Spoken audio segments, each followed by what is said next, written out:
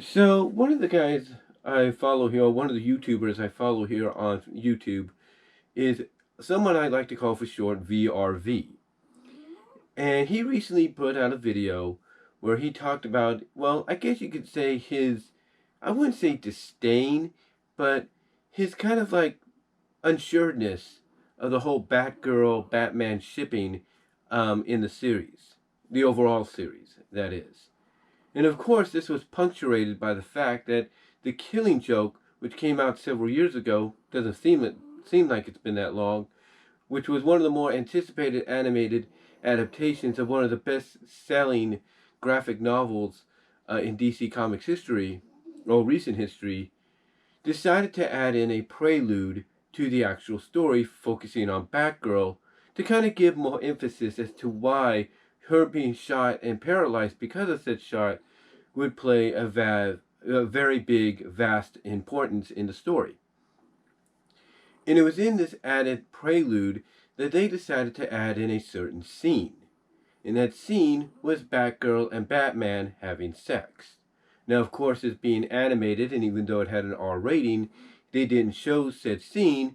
It was basically implied, especially with the fact that when they transitionally faded to the next scene, all you saw during the transition was the camera going up and Batgirl getting her, starting to take her clothes off, basically her outfit off to get it on with Batman.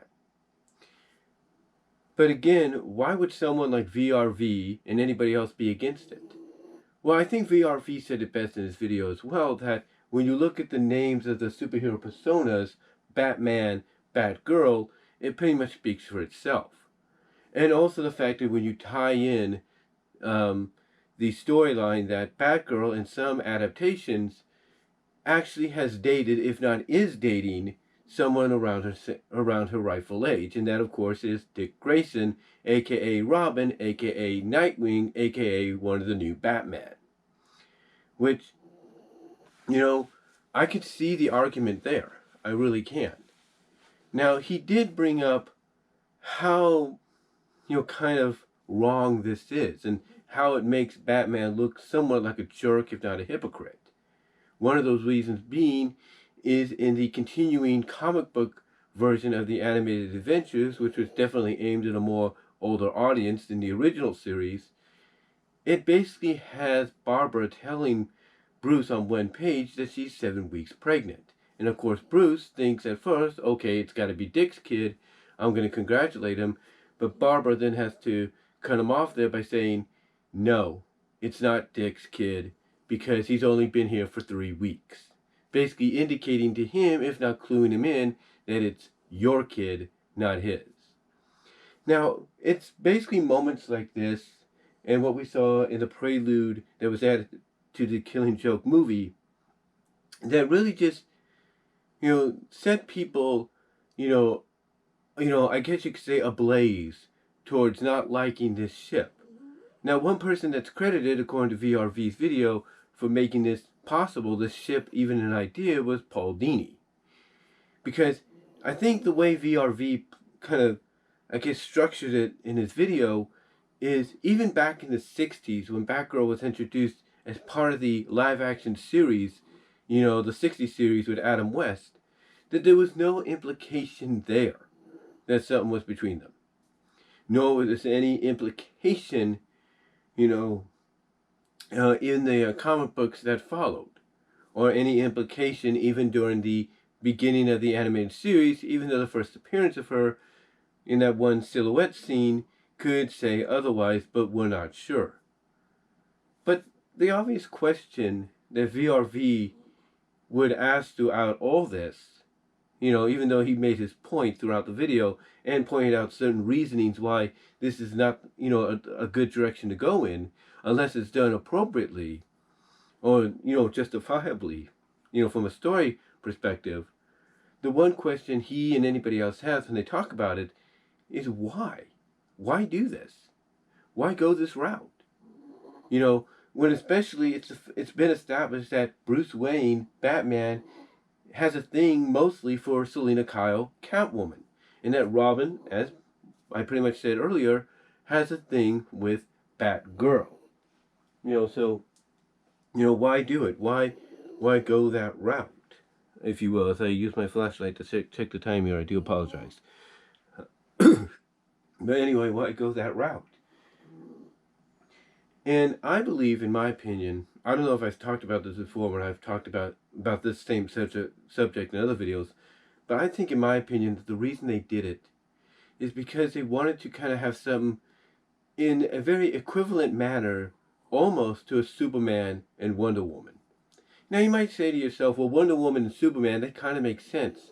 They're both from different aspects of life, if not different worlds. They're both super strong and everything. So it would make sense that they would get together. And that is true. But you might ask, well, then how does that relate to, the decision to go with Barbara and Bruce? Well, I think the reason they would go with it, again, is because of the analogy of the fact that both are, wearing the bat suit. They both wear the bat symbol. They have personas of Batman, Batgirl, so it makes sense to go that route with them. But also, I think they go by that old logic of love doesn't know any age. It's a logic that basically I've always felt that Ken Penders was going to go by, if not wanted to go by, when it came to Fiona Fox and Miles Prower in the old Archie books. And I say that with all due respect. And maybe that's what Paul Dini wanted to do here, when he decided, hey, maybe this would be something we could work with and others could work with in the future. That basically putting these two together would make sense, especially if we maybe have the explanation that love knows no age, or well, basically love is timeless and ageless no matter who you are. And that might be true. That might be a reason for it, in my opinion, for them wanting to do this. But still, is it the right decision to do? Not really. Not really. And this is coming from somebody that does support, believe it or not, Tails and Fiona had it been done right. Yeah, I do support that. I'm someone that also supports Spike and Rarity and MLP, Sunny and Cubby and Gummy Bears. But that's just my opinion. That's just my supportness towards those fictional characters' relationships. But when it comes to this, I look at the fact that this has been established for such a long time that it's more like a surrogate father, surrogate daughter relationship, that it would feel a little odd. Especially when Bruce looks at her as, basically, like I said, a surrogate daughter, the daughter he never had. Not the sister or stepsister he never had. You get what I'm saying?